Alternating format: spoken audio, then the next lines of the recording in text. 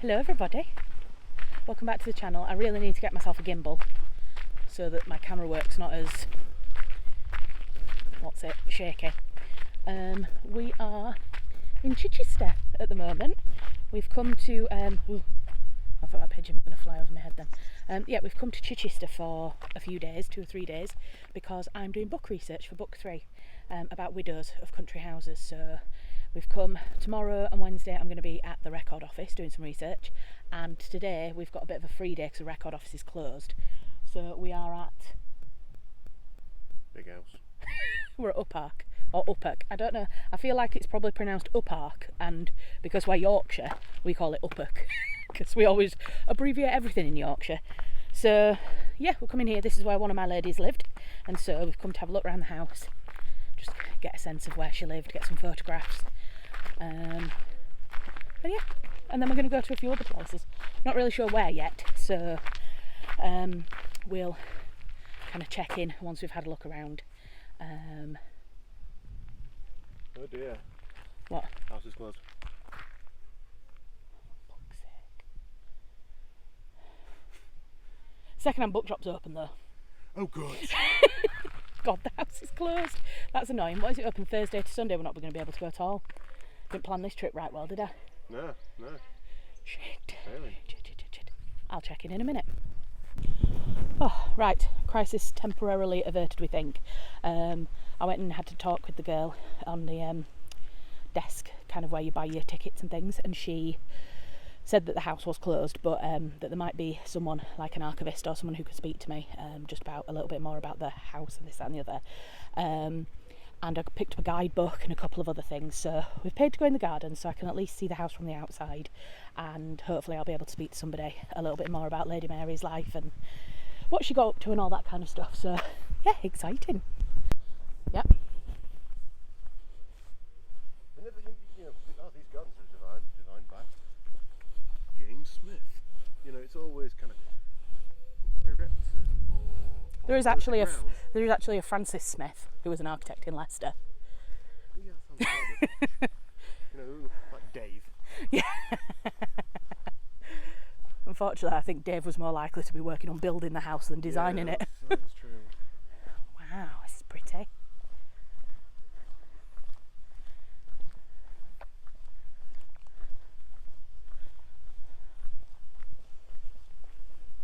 That's an entrance and a half, isn't it? Is that the back door? I think so, yeah. Tunnels and toilets. So here we are. This is the back entrance to Uppark. There's a child somewhere screaming. Oh, there looks to be another building through the trees there. We'll go and have a look at that in a bit. And apparently there's a second-hand bookshop somewhere. Ooh, cafe and bookshop. Yes! We'll go there. So we're going to go to the cafe because the lady up at the ticket booth said that the kind of archivists, conservators, somebody. So that's Tom's come up with a name suggestion for book 3, Tunnels and Toilets. Yeah, we're going to go and find them. And Tom wants a cream tea. Not less flattering of angles though, is it really? Just look at all my chins.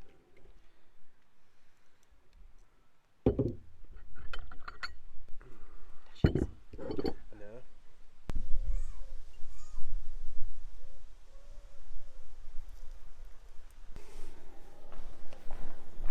Creepy tunnels. Sloping down as well.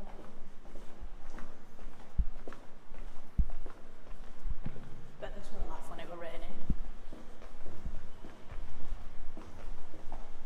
Oh, they've got bats.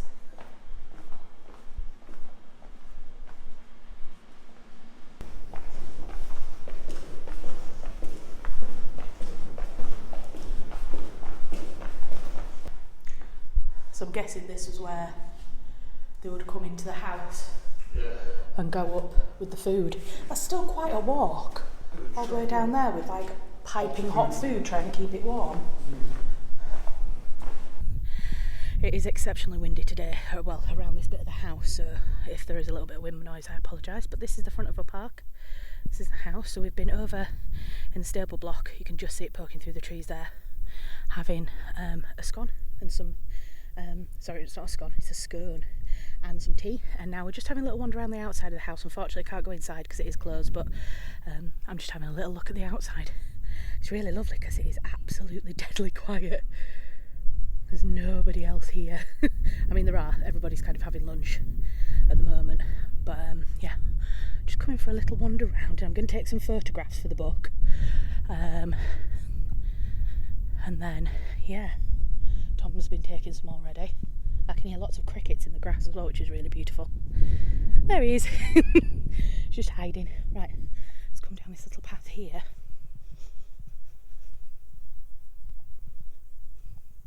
There's something about the landscape around Chichester that feels so Hardy-esque. I am a bit showing my ignorance here, but I can't remember where Thomas Hardy's books were set, but it feels like it would be around here. It really does. Wow, look at that. Oh, Mary-Ann. What it must have felt like. So Mary-Ann Bullock was the dairymaid at Oak Park, and she caught the eye of Sir Harry Featherstone, who lived here, and he married her at 75, 73, something like that, and she was elevated to this, and she lived here with him for a few years until he died, and then she became a widow, hence why I am including her in my book. Oh, it's always a wonderful moment to stand somewhere like this and see the house that she lived in and try and get a bit of a sense of who she was as a person. So what did you get? A Raymond Feist book? Yeah. Flashman Dragon. Flashman the Dragon, that sounds ace. From the synopsis on the back, it's got everything in it. As China seethes through the bloodiest civil war in history, and the British and French armies hack their way to the heart of the Forbidden City, Flashman finds his services much in demand. There's the vicar's wife, desperate to sell her cargo of opium, the Amazonian bandit queen who, having mislaid 5 husbands, is casting about for a 6th, Lord Elgin in need of an intelligence chief for a perilous mission to Peking, and the Emperor's ravishing concubine, who would have the hairy barbarian shaved and perfumed and delivered to her pavilion. Sounds wicked. What else do you need in a book? So have you bought many books? I bought many books. Don't ever take me to a National Trust property that has a second-hand bookshop. It's just never going to end well, is it? No, no. Well, say that. It's ended very well for me. It's not so much for the bank account. So we've come to Fishborne Roman Palace now. We left the National Trust place. I bought loads of books, as you'll have seen, and we decided to come and have a look at what else was going down in Chichester. And apparently, I chose the next place. Tom chose the next place. Yeah, there was a couple of places that I knew I wanted to come today. One was Oak Park, and the other one I'd really like to go to is Jane Austen's house, but I don't think we'll get there. So Tom picked here. It's not too far away at all. Tom picked here, and yeah, we're going to go in and have a look at some Roman ruins. Yeah? It's in the middle of a housing estate. It's really weird. Well, it wouldn't have been then, would it? But obviously not, no. Right. It does. It doesn't look anything like a Roman place. Let me show you. Yeah. So this apparently is a Roman palace. Like, I've been to Pompeii. Fuck all like that. Oh, I've been to Pompeii. That was just an excuse for you to drop that you'd been to Pompeii, wasn't it? Yeah. Well, I'm guessing it's all covered up for protection. Looks like a leisure centre. It looks like a leisure centre.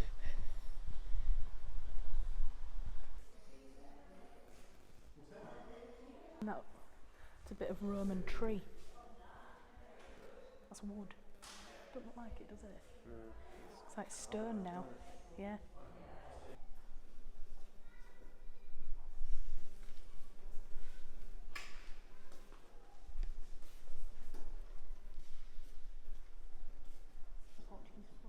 Yeah.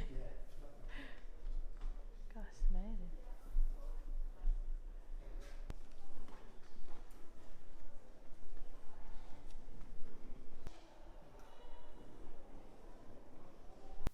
Hi everyone. Sorry, I'm having to do a voiceover at this point because the footage on my camera, the audio went really funny. I think the micro muffler thing that I've got that I can plug into my phone to record audio, something was going wrong with it, and it was causing a lot of static, and you just basically couldn't hear this conversation between me and Tom. So I'm going to do my best to kind of like discuss what we'd spoken about in this clip, because it was quite important. I thought we were kind of discussing what we thought of the museum, and I definitely think it's worth visiting. It was the Fishborne Roman Palace, and I think it was definitely worth visiting because the mosaic floors are absolutely beautiful, and it's really lovely to walk through the main building.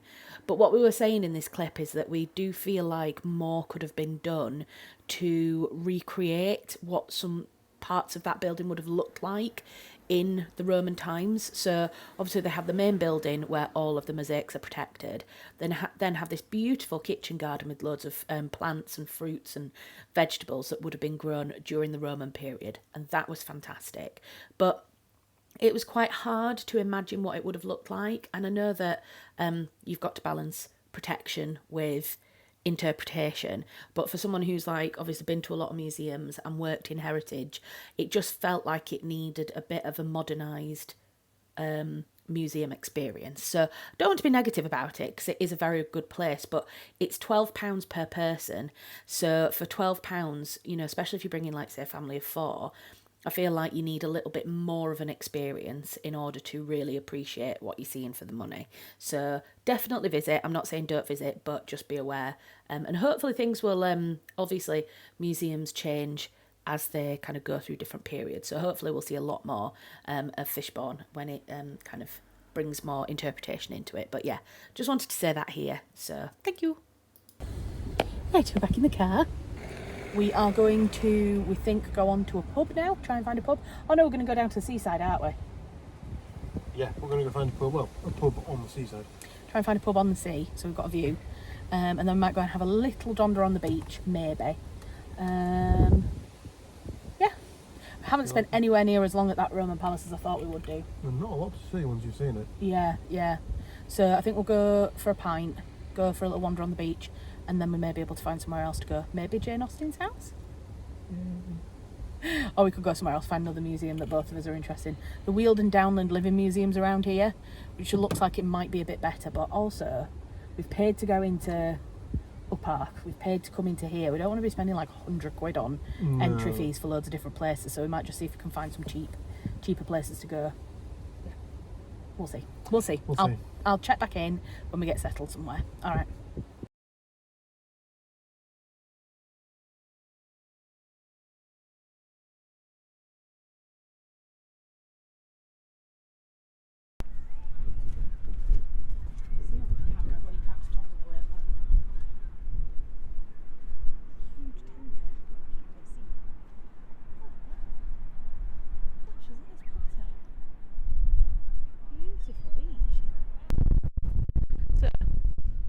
Here on the beach.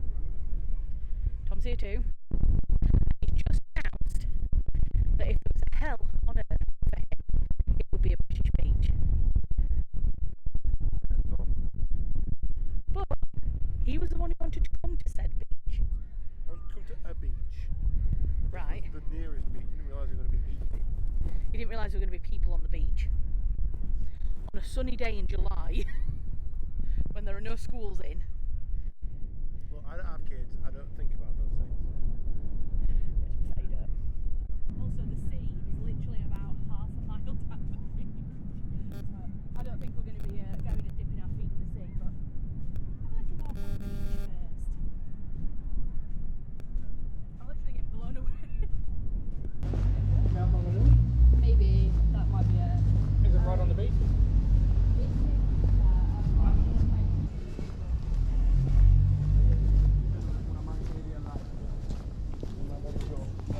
Oh mio Dio! No!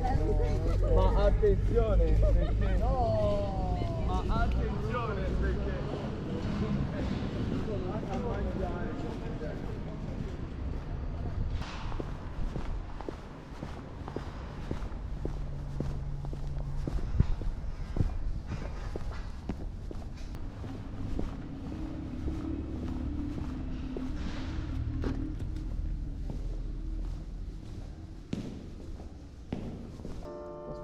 You're welcome. So, Charlotte's at the record office, so I'm let loose by myself. So first stop is Chichester Cathedral. I'm not going to do talking because I don't like talking on camera particularly, so I've just got the GoPro. I'll show you the sights, see what there is to see, and Charlotte can probably do some voiceovers later on.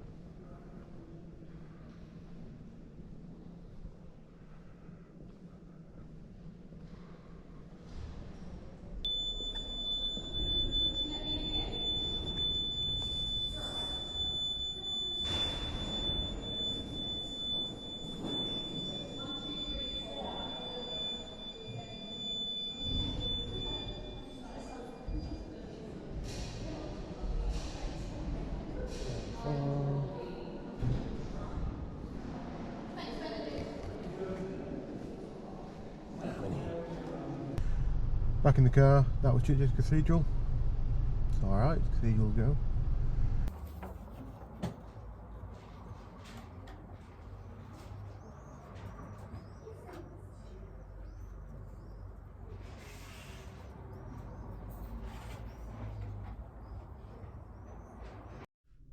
Right, arrived in Portsmouth, bit of a mission, as the car park the sat-nav was going to take me to was actually inside the Naval base, which would have been a bit awkward.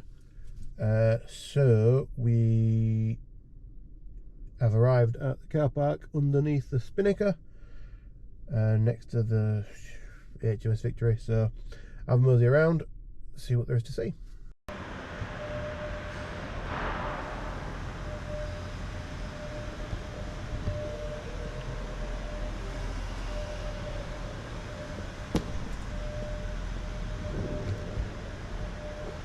So the record office was very, very quiet, so I didn't want to be doing pieces to camera. You know, I'm not very confident with talking to camera anyway, and in a really quiet environment like that, I didn't feel up to it. But anyway, this is just some sped up footage of me throughout the day, looking through lots of different documents from UPARC, letters, receipts, building bills, wills, testaments, marriage licenses, basically lots of different things relating to the life of Mary Ann and Sir Harry. And I was looking through things. When I found something useful, I was taking a photograph, and then I could study that photograph later when I got home. So yeah, that's pretty much what I did from about 9 until nearly 5 o'clock in the afternoon. It was a very tiring but incredibly rewarding day. Okay, so we've made it inside Portsmouth Historical Dockyard, which is a kind of huge, massive area museum type thing. So there's loads of different stuff here, but it's also a working naval base. So you've got historical stuff like Hms Victory, which was Nelson's flagship, the Mary Rose, which was built by King Henry VIII, and then there's Hms Warrior, which was like the first ironclad warship for the Royal Navy. So it's a little bit of a con when you get in, because if you want to see everything, you've got to pay an absolute fortune. So I only bought a single ticket, a single attraction ticket. So I'm going to go see the Mary Rose, because you can see the other two from outside, but the Mary Rose is like half a ship, and it's got to be kept in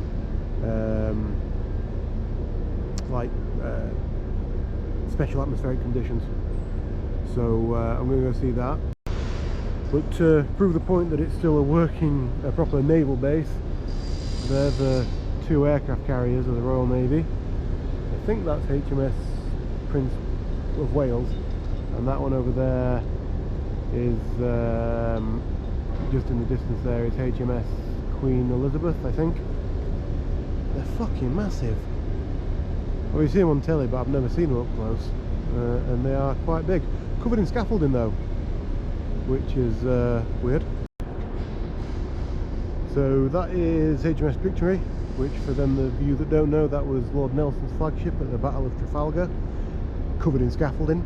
Apparently, according to the girl at the reception, they're spending 35 million quid to do it up. I don't know what that entails, and I'm not going to the exhibition because you have to pay, so I won't find out either. Proper hard to navigate this place, because everywhere you go there's fences and guys with machine guns. But that's the front of Victory. That's pretty much a beast as well.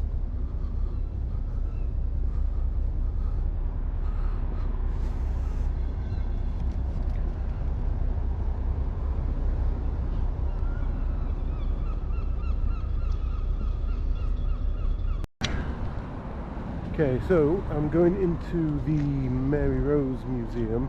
For you of you unfamiliar with English history, the Mary Rose was a ship built by Henry VIII, and at the time it was the best ship ever made, blah blah blah. And I think they were going out to fight the Spanish, maybe, or the French. It would have been one of them who were fighting everybody at that time in history. But the first time out at sea, because it had so many guns on it and it was so heavy, it sank. I think that it went round the corner, or it turned, should we say, and water went in through the gun holes and it sank. And then in the 1990s they raised half of it, but it's like a national treasure in the UK if you're into history and stuff. From here as well.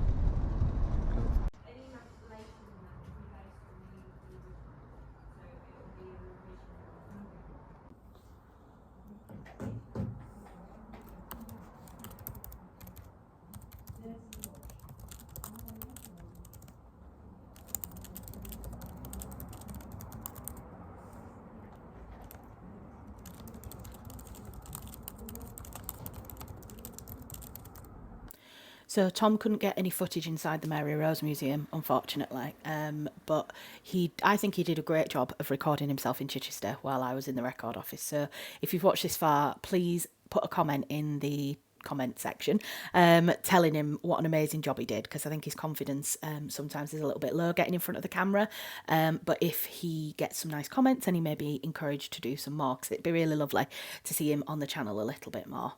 So yeah, while Tom was exploring the Mary Rose and having a wicked time at the naval base, I was still here at the record office, typing notes up and taking photographs. I didn't realise on this angle quite so much how much of the poor lady at the end of the table that I'd filmed, so I'm only going to record this little bit of voiceover and then I'm going to trim it off, because I'd hoped I'd be able to get some footage for a really nice kind of like montage of me working, but as that lady in the background didn't actually consent to being filmed, I've blurred her head out, and I'm only going to keep this clip very very short. But yeah, it's a bit boring, I think, for anybody who's not doing the work. Like, obviously I'm at the record office, I'm doing all the research, I'm reading everything, but to watch it, you're just watching me at a computer. So that's why there isn't a massive amount of footage, but I am going to do a video talking about what I found, Mary Anne's life, and a little bit more of a book, a film, a video even, in depth about the book coming up. So if you do want to know more about what I found out at the record office, then stay tuned for that video coming up in the near future. Hello everybody. Please excuse the fact that I have wet hair and no makeup on. I've literally just finished in the shower. It's Wednesday, so it's the last day of our little jaunt, and I don't need to go back to the record office today. I don't know if I mentioned this in the last clip from yesterday's footage, but I managed to get all of my work done at the record office yesterday, so it's really good. It means that we can make a slow, kind of gentle movement back up to Huddersfield today, so that's really good. I've just been kind of sorting out the Airbnb. We've just been packing up because we're going to leave any minute. So I thought I would do a very quick tour. I've got less than 10% battery on my phone, so I need to be careful. But I thought I'd just show you where we've been staying, because it has been the absolutely most beautiful Airbnb ever. So this is the bedroom area. These shutters were up and they have the most beautiful... Ooh, beautiful outdoor view. Amazing. And the gardens are just absolutely spectacular.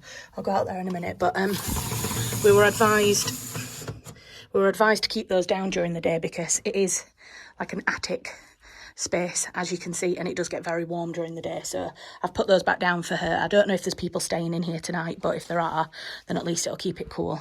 So this little armchair, super comfy. I want an armchair like that at home. Little kind of reading slash music area.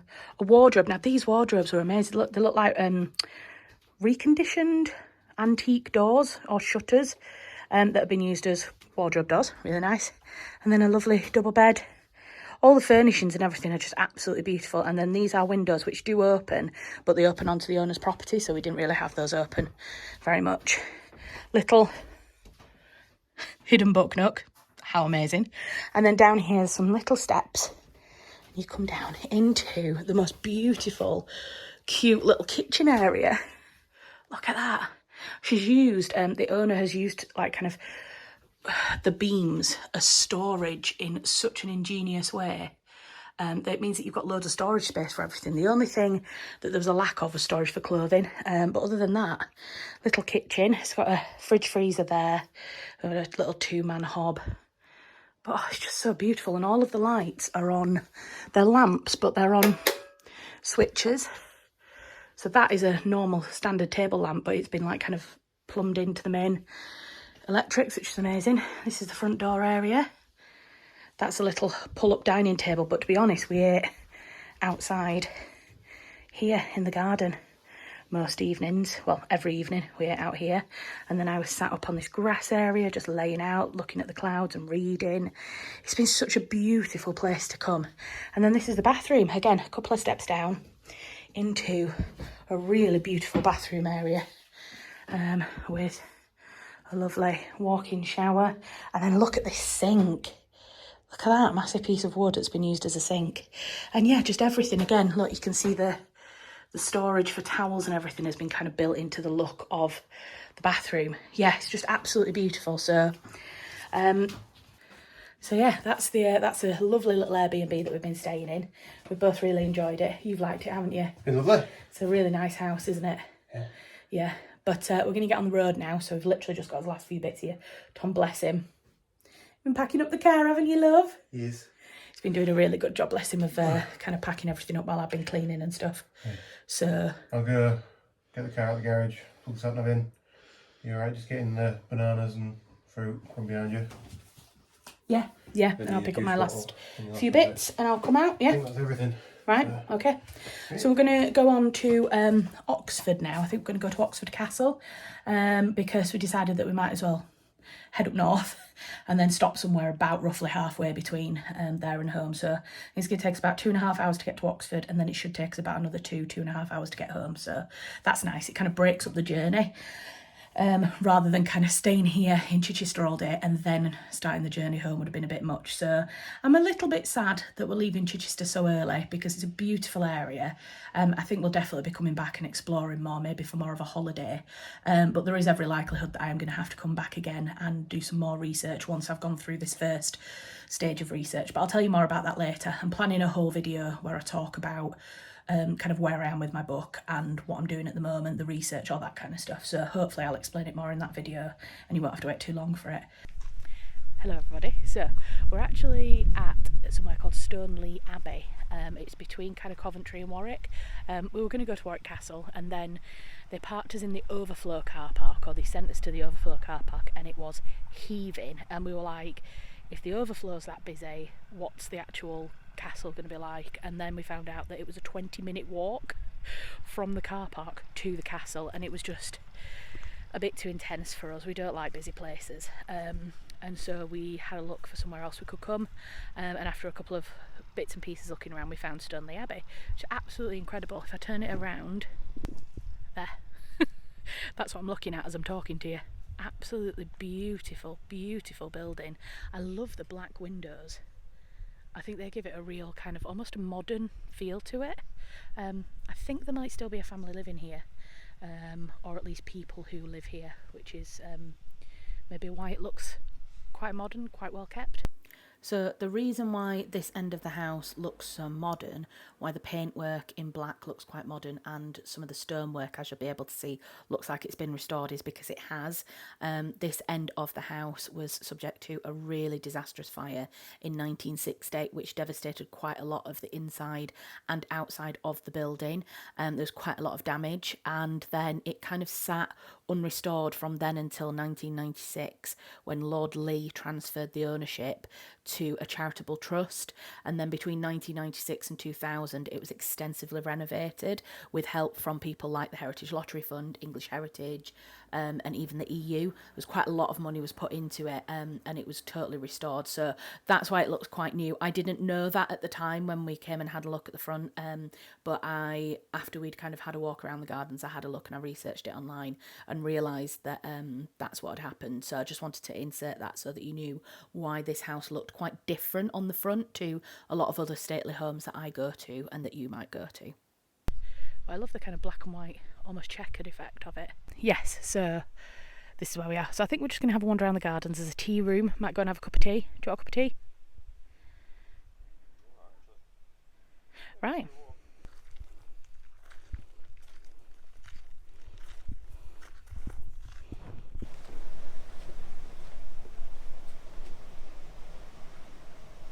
Lots of these little dragonflies almost.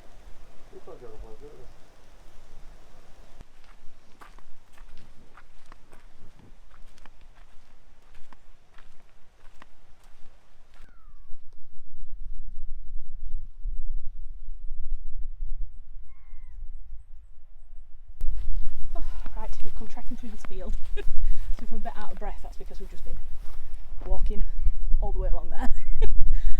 But we've just come and look, well, Tom's in the way, but look, the house is in the background. Looking very beautiful. Very beautiful, absolutely stunning. I haven't seen such a beautiful house in all my years. It definitely has hints of Capability Brown mixed in with Humphrey Bogart and Francis Miller. Francis Smith. But yes, now Tom is engaging in a very, very, very positive exercise, which is basically, I've told him that he's only going to say positive things until we get back to the house. How you love? Mm-hmm. So far it's working, I'm enjoying myself. Having a great time. Are you? Yeah, I'm absolutely ecstatic. Over the moon, in fact. Hoping that might be some sort of secret underground, some sort of cascades. Yeah. I guess not. Guess not.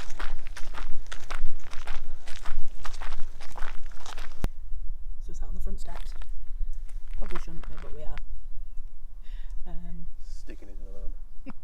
Just had an ice cream. I had a blood orange sorbet. Tom had a plant-based salted caramel ice cream. They were both really nice. We skedaddled. Yeah, we're gonna head back. There's a really beautiful old gatehouse. You see it there. There. That is 1400s, 14th century, something like that. Part of the original Cistercian monastery that was here. So we're gonna go and wander towards that. Buy something in the gift shop. Can anybody guess what I'm gonna buy in the gift shop? Books. More books.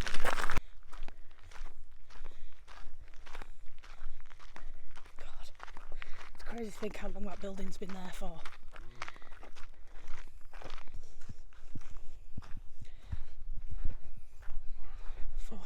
14th century gatehouse. Wow. Oh my god. That's absolutely incredible. Let's very gently touch it.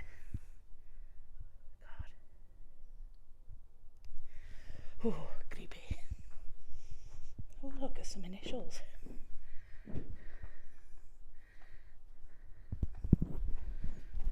I'm coming. Right, we're back at the car. Tom's just getting himself sat in. I thought I'd come under this beautiful, beautiful old tree to come and say goodbye. So I'm going to end this video here. It's been a 3-day kind of trip to, we started off down in Chichester, and then, no, where did we start? yeah, sorry, we started off down in Chichester at Park and a couple of other places, didn't we? And then went to the record office, and then we've ended up here at Stoneleigh Abbey in Coventry, Warwickshire type place. It's been a lovely little trip. Really enjoyed myself. Obviously I had a really productive day at the record office, which is always very good, and yeah, Tom's had a really good time as well. He's enjoyed it. It's been nice just to get away, the two of us, for a little bit as well, so combining work and pleasure, which is always nice. So yeah, I'm going to leave this video here. Thank you very much for watching. If you like what I do and you want to subscribe, that would be amazing. Trying to get up to 1,000 subscribers this year. If you really like what I do and you want to help support me do more, then my Patreon is linked down in the description. You can support me on Patreon from as little as £5 a month, and it all goes towards helping me do more writing and more production of YouTube videos and all that kind of thing. Anything else? Various other links to places you can find me, places you can find my books, all that kind of stuff can be found in the description as well. So yeah, thank you very much for watching, and I will see you in the next video. Bye guys.